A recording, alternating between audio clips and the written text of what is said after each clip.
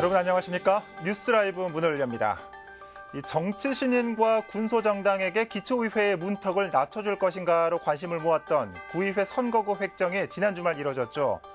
당초 계획과는 크게 수정된 것으로 이 거대 양당의 입김을 막기는 역부족이었다는 분위기입니다. 뉴스라이브 오늘은 이 내용과 함께 국회의원 재보궐선거 송파을 상황을 짚어보도록 하겠습니다. 3월 12일 뉴스라이브 지금부터 시작합니다. 오늘의 헤드라인입니다. 서울시 구의원 4인 선거구가 7곳으로 대폭 축소돼 확정됐습니다. 강남과 강동, 강서, 은평, 동대문구가 대상입니다. 더불어민주당 우상호 의원이 어제 서울시장 공식 출마 기자회견을 개최했습니다. 민주당 경선은 빅3로 좁혀지고 있습니다. 서울 송파을의 공석을 차지하기 위한 열기가 벌써부터 뜨겁습니다. 보수 텃밭을 되찾겠다는 야당의 전략 공천이 변수입니다. 시세 차익을 목적으로 전세를 끼고 주택을 매입하듯 갭 투자가 성행하고 있는 가운데 문제점은 없는지 짚어봅니다.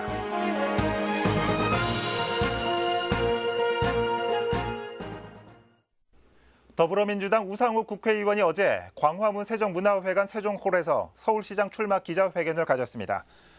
우 의원은 서울이 변화돼야 대한민국이 변하는 것이고 서울 시민의 삶이 바뀌어야 문재인 정부가 성공하는 것이라며 촛불의 명령과 담대한 서울의 변화를 해내겠다고 주장했습니다.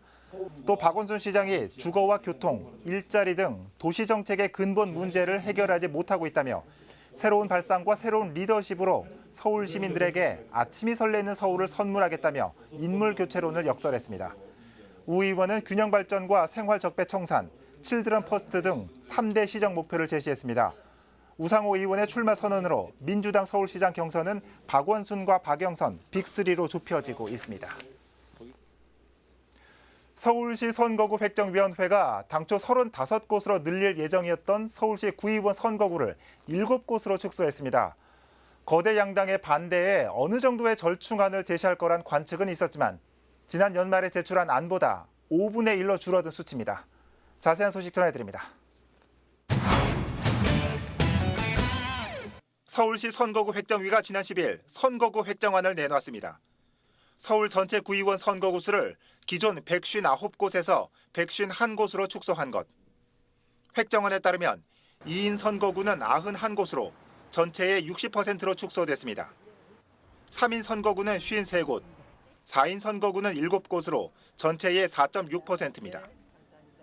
4인 선거구가 도입되는 구는 강남구와 강동구 각각 2곳과 강서와 은평, 동대문구 1곳씩입니다.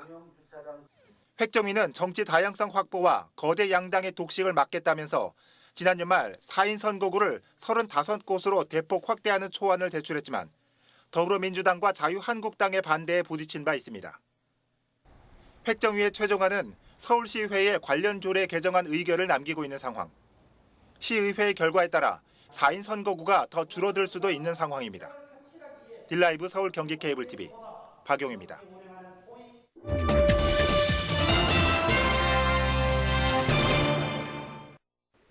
최명길 전 의원의 선거법 위반으로 공석이 된 서울 송파을. 오는 6월 13일 지방선거와 함께 2년 임기의 국회의원도 뽑게 됩니다. 취재기자와 함께 현재까지 후보군 짚어보도록 하겠습니다. 자, 천서연 기자 어서 오시죠. 네. 자, 이 송파을 하면 보수 텃밭이지만 지난 총선에서 이 당시 민주당 후보가 당선되면서 관심을 모았던 지역이죠. 네, 맞습니다. 보수 강세 지역인데 당시 더불어민주당 최명길 의원이 당선이 되면서 유례없던 이변을 연출한 곳입니다. 예. 최명길 전 의원의 당선은 운이 좀 좋았죠. 다들 기억하실 텐데요. 이른바 새누리당의 옥새 파동입니다. 김무성 대표가 공천 최종안의 낙인 찍기를 거부해 네. 무공천을 감행한 곳이 바로 서울 송파을입니다. 덕분에 새누리당에서는 후보를 내지 못했고요. 진보 성향의 최명길 의원이 당선이 됐습니다. 예. 자, 운이 좀 따랐던 당선이네요. 어쨌든 현재도 이 보수 성향이 강한 곳이죠. 맞습니다. 송파을은 강남 3구로 분류되는 보수 텃밭 지역입니다. 예. 17대부터 살펴보면요. 한나라당 박계동 의원이 17대 당선이 됐고요. 예. 18대, 19대 유일호 의원이 당선이 됐습니다. 20대 최명길 의원 더불어민주당에서 당선이 되긴 했지만 당시에도 최명길 의원과 보수 성향의 무소속 후보가 붙었는데 득표율은 5% 정도밖에 차이가 나지 않았습니다. 예. 수성이냐 탈원이냐의 말은 송파을에서 딱 쓸 수 있는 말 같은데요. 자유한국당 입장에서는 본래 내 땅 찾기, 더불어민주당 입장에서는 한 번 더 이겨 굳히기 작전의 전략이 짜져 있는 상황입니다. 예, 이 자유한국당 입장에서는 이 탈환을 위한 움직임이 그 어느 지역보다 더 클 것 같습니다. 맞습니다. 자, 그럼 현재까지 후보는 어떤지 좀 살펴볼까요? 네, 자유한국당부터 알아보겠습니다. 낮은 지지율로 부진을 면치 못하고 있는 자유한국당. 송파을은 그래서 더 찾아와야 하는 곳입니다. 예. 사실 최근까지도 지역위원장인 김성태 의원의 출마설이 유력시 됐었는데요. 지난 9일이죠. MBC 앵커 출신의 배현진 씨가 자유한국당에 입당하면서 송파을 전략공천 이야기가 솔솔 나오고 있습니다. 네. 최종 공천이 될지는 좀 더 지켜봐야겠지만 어쨌건 당 입장에서는 좀 더 가능성 있는 후보를 내야 당선이 된다는 것으로 풀이가 됩니다. 예, 이 보수 텃밭에 방송 이미지를 더하면 가능성이 있다라는 셈법인 것 같습니다. 맞습니다. 자, 이에 대해서 더불어민주당은 어떻습니까? 네, 배현진 앵커의 전략 공천설이 나오면서 민주당의 셈법은 아주 많이 복잡해졌습니다. 네. 당내에서는 근래 몇 년 동안 보수 성향이 많이 줄었다라고 분석을 하고 있는데요. 예상되는 상대방의 카드가 만만치 않은 겁니다. 지금까지는 지역위원장인 송기호 변호사와 최재성 전 의원이 거론되고 있지만 네. 당내에서는 자유한국당의 전략 공천을 이길 수 있는 후보가 또다시 나와야 한다는 말이 지난 주말부터 꾸준히 제기가 되고 있는 상황입니다. 예. 자, 이 바른미래당 상황도 좀 살펴볼까요? 네, 바른미래당에서는 일찌감치 후보를 낙점한 분위기입니다. 네. 바른정당 영입 1호인 방송인 박종진 씨가 이미 예비 후보로 등록해 지역 표심을 다지고 있습니다. 자유한국당에서 배현진 씨가 공천이 되면 방송계 선후배 사이의 경쟁도 볼만할 것 같고요. 예. 앞서 말씀드린 것처럼 민주당의 후보 공천 전략도 이 지역의 관전 포인트가 되겠습니다. 예, 과연 이 무주공산의 송파을에 누가 깃발을 꽂게 될지 벌써부터 신경전이 치열한 모습입니다. 자, 청 기자 수고했습니다.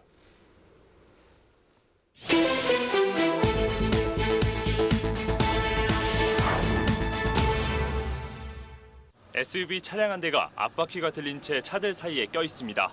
지난 10일 오후 2시 40분쯤 마포구 신천 로터리에서 차량 4대가 잇따라 추돌했습니다. 이 사고로 5명이 다쳤고 한동안 교통정체가 빚어졌습니다. 경찰은 승용차 한 대가 차선을 변경하면서 사고가 시작된 것으로 보고 있습니다. 아파트 현관이 검은 연기로 가득 차 한 치 앞도 분간하기 어렵습니다. 어제 낮 12시 45분쯤에는 성북구 정릉동의 한 아파트에서 원인 미상의 화재가 발생해 30분 만에 꺼졌습니다. 이불로 입주민 84살 한모 씨가 병원으로 옮겨졌고 가재 도구와 주방 일부가 불에 타는 등 소방서 추산 300여만 원의 재산 피해가 났습니다. 어제 오후 2시 30분쯤에도 동대문구 답심리동의 한 세차장에서 불이 났습니다. 폐수 처리기기와 샌드위치 패널 등을 태운 불은 출동한 소방대에 의해 1시간 만에 꺼졌습니다. 경찰과 소방당국은 폐수 정화 장치에서 불이 시작됐다는 목격자의 진술을 토대로 정확한 화재 원인을 조사하고 있습니다. 뉴스라이브 사건 사고였습니다.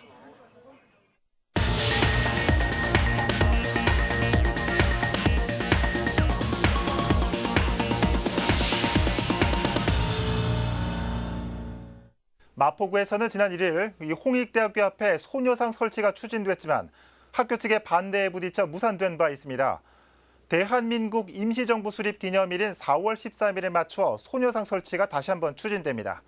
계획대로 설치될 수 있을까요? 오신영 기자입니다. 지난 3월 1일 홍익대학교 앞 3.1절에 맞춰 소녀상 설치가 추진됐지만 학교 측의 반대에 부딪혀 무산됐습니다. 반대 이유로 장소와 관련해 사전 협의가 없었고 학생들의 안전과 일본인 학생들을 고려해야 한다는 겁니다. 홍익대학교 총학생회는 이와 관련해 지난 1일부터 3일까지 학생들의 의견을 조사했습니다. 투표 결과 과반 이상이 홍대 앞에 소녀상 설치를 원하는 것으로 알려지고 있습니다. 현재는 투표한 인원에 대한 학적부 대조 등의 검토만 남았습니다.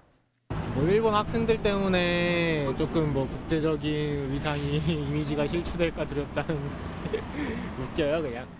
학교가 좀 학생들 말에 귀를 좀 안 기울이는 게 없지 않아 있어서 귀 기울이면 타협점이 있거든요. 근데 그걸 안 해주니까. 소녀상 설치를 위한 절차도 진행 중입니다. 마포구는 오는 9일까지 서교동과 서강동 주민들의 의견을 수렴해서 공공조형물 심의위원회에 심의 결정을 받을 계획입니다. 대한민국 임시정부 수립날 다시 이 자리에다가 지금 설치하려고 지금 저희들이 준비를 하고 있습니다. 그래서 주민들과 의견 수렴하는데 거의 이쪽의 주민들은 세워달라, 그리고 학생들도 세워달라. 하지만 현재 홍대 앞 부지에는 화단 20여 개와 자동차 2대가 통로를 모두 막고 있습니다. 마포구 소녀상 건립추진위원회는 소녀상의 설치를 더 이상 미룰 수 없다는 입장입니다. 오는 4월 13일에 소녀상 설치를 강행하겠다는 입장인데요. 하지만 지난 3월 1일과 같은 충돌은 불가피할 것으로 보입니다. 딜라이브 서울 경기 케이블 TV 오신영입니다. 요즘 성북구는 전세를 끼고 집을 사는 갭 투자의 성지로 불리고 있습니다. 그만큼 전세가율이 높다는 반증입니다. 성행하는 갭 투자 문제는 없을까요? 이혜진 기자가 보도합니다. 성북구 기름뉴타운의 한 아파트. 전용 면적 84제곱미터의 매매가는 6억 8천만 원, 전세가는 5억 원대입니다. 만약 전세를 끼고 집을 매매하는 갭 투자를 할 경우 현금 1억 원 이상이면 집을 살 수 있습니다. 요즘 성북구는 이런 갭 투자의 성지로 불리고 있습니다. 집값에서 전세값이 차지하는 비율인 전세가율이 높을수록 갭 투자가 성행하는데 성북구의 전세가율이 80%대를 기록한 상황. 서울의 평균 전세가율이 60%대인 것에 비하면 상당히 높은 수치입니다. 많은 편이라고 봐야죠.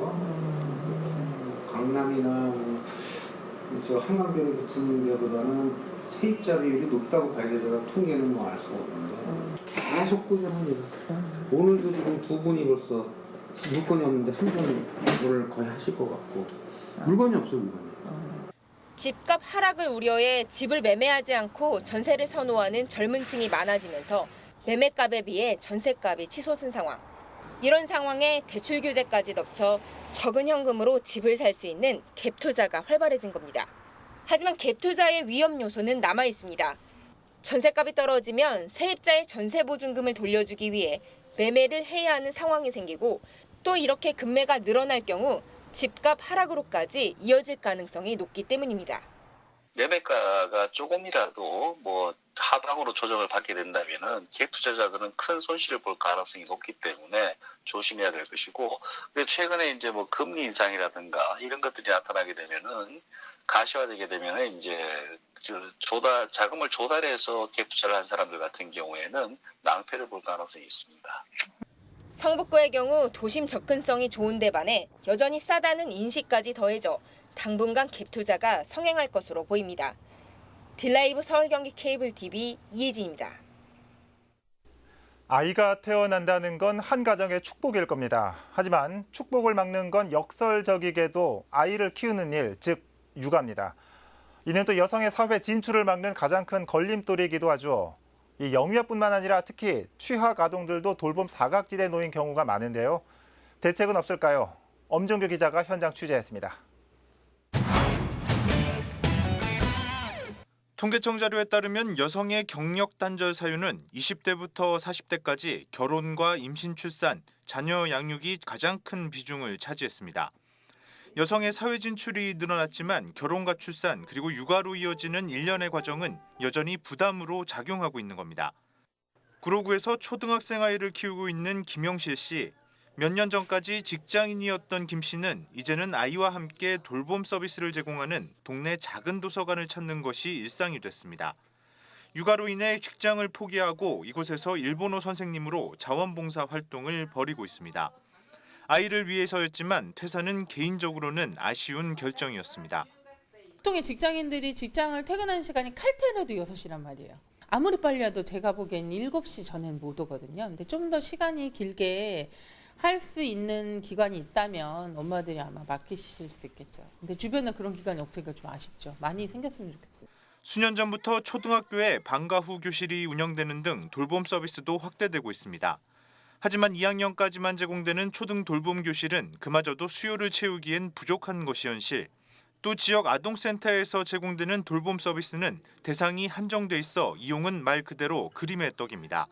결국 선택지는 퇴근까지 아이를 학원에 보내거나 엄마의 퇴사로 좁혀질 수밖에 없습니다. 집에 혼자 있는 것 자체도 위험하고 그리고 학원으로 돌린다고 해서 그것도 안전한 것도 아니잖아요. 결국은 저 같은 경우도 딸만 키우고 있다 보니까 내 딸 내가 지켜야 될 것 같아가지고 그만뒀어요. 학부모를 비롯한 주민들이 지속적으로 돌봄 서비스 확대를 요구하고 있는 것도 이 같은 상황 때문입니다. 학교 방과 후에 돌봄 서비스를 받지 못하고 방치되는 애들이 너무 많은 거예요. 특히나 맞벌이 가정들이 증가하고 있는데 전문가들은 돌봄 서비스 개념에 대한 근본적인 변화의 필요성을 지적했습니다. 저소득층 위주가 아닌 보편적 복지로서의 돌봄 서비스 확대가 필요하다는 겁니다. 그 지역사회의 산업 특성과 인구 특성을 잘 고려한 맞춤형 서비스를 고민할 때에도 그런 여러 다양한 층위를 포괄할 수 있는 두꺼운 보육 관련한 지원 정책을 좀 고민하는 게 현실적으로 다행히 정부와 구로구를 비롯한 자치구들이 최근 돌봄 체계 개선에 나선 상황. 기존의 돌봄 인프라를 확대하고 지자체의 운영 권한 강화, 그리고 정부의 지원 확대 등이 골자입니다. 온종일 돌봄 체계로 이름 붙여진 이번 대책에 학부모, 특히 육아를 이유로 많은 것을 희생해야 하는 여성들의 관심이 집중될 수밖에 없는 이유입니다. 딜라이브 서울 경기 케이블 TV 엄종규입니다. 중구 신당동 떡볶이타운은 유명한 명소 중 한 곳이지만 이 세월의 흐름을 고스란히 간직하며 낙후된 모습을 보이고 있었죠. 특히 인도가 없다는 점은 보행자와 차량 모두에게 불편과 위험으로 다가왔었는데요. 중구가 2013년 시작한 경관 개선 사업을 거의 끝마쳤지만 정작 기대했던 효과는 미미하다는 목소리입니다. 진기훈 기자입니다.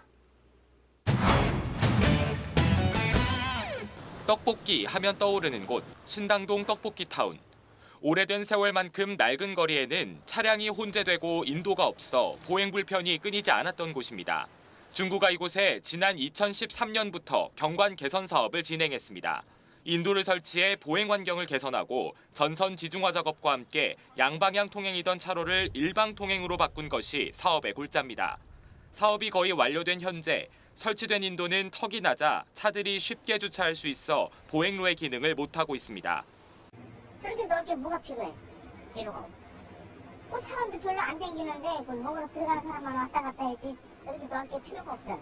근데 맨날 있지. 이거 주말에는 큰 길도 가생이 쫙 가요. 떡볶이 먹는 사람들 차고. 상인들 또한 불법 주정차 단속 때문에 사업이 상권 활성화에 도움이 되지 않는다는 입장. 또 인도가 생기면서 도로가 일방 통행으로 바뀐 탓에 원래는 골목 입구에 있던 상점들은 졸지에 골목 끝에 위치하게 됐다며 불만을 터뜨립니다.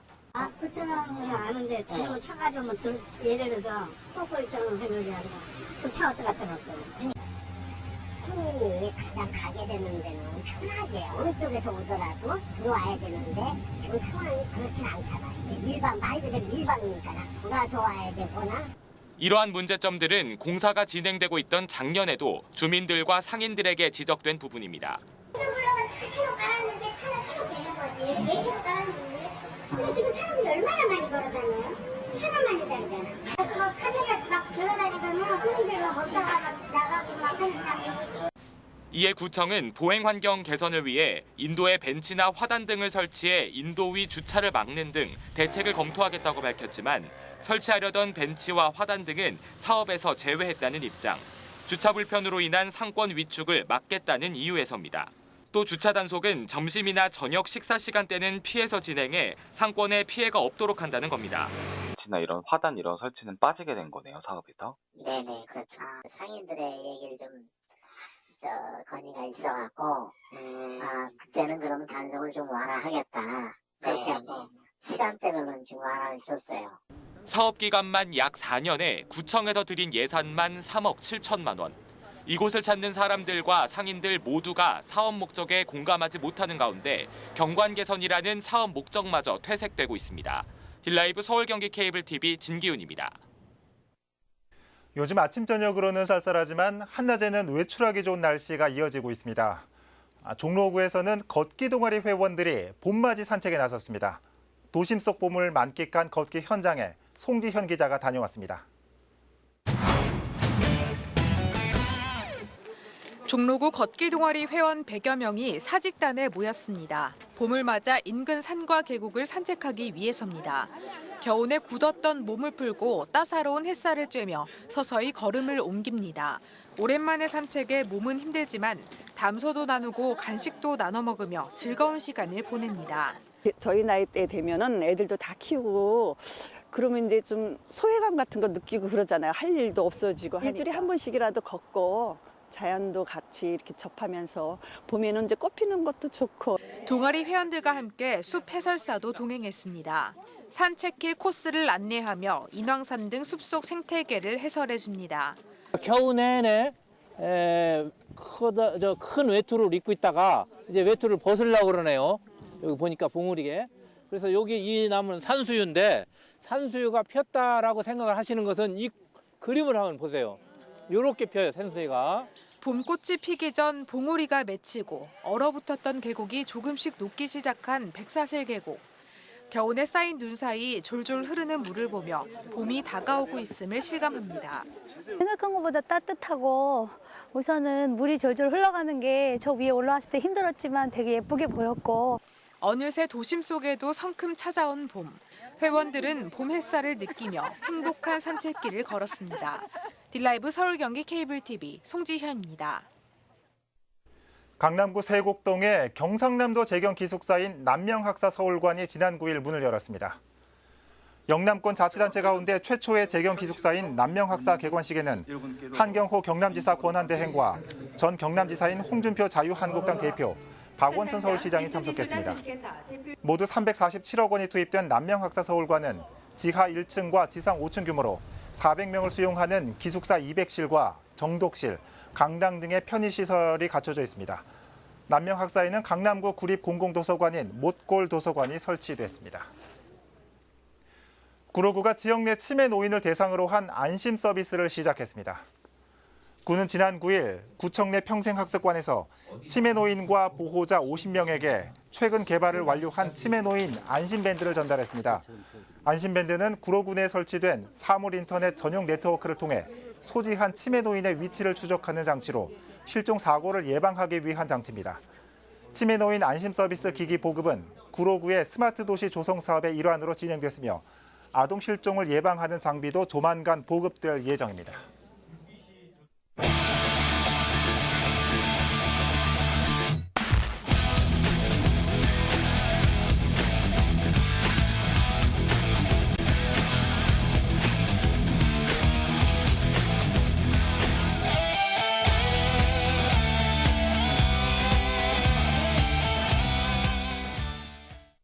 영국 128년, 독일 121년, 미국 72년에 일본 50년. 각 나라의 아파트 수명입니다. 한국은 27년이라고 하죠. 재건축 안전진단을 통과했다고 경축 현수막을 붙이는 주민들.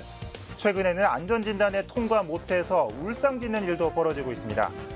아파트 연한에 따라 희비가 교차하고 있는 시대입니다. 뉴스라이브 마칩니다. 시청해주셔서 고맙습니다.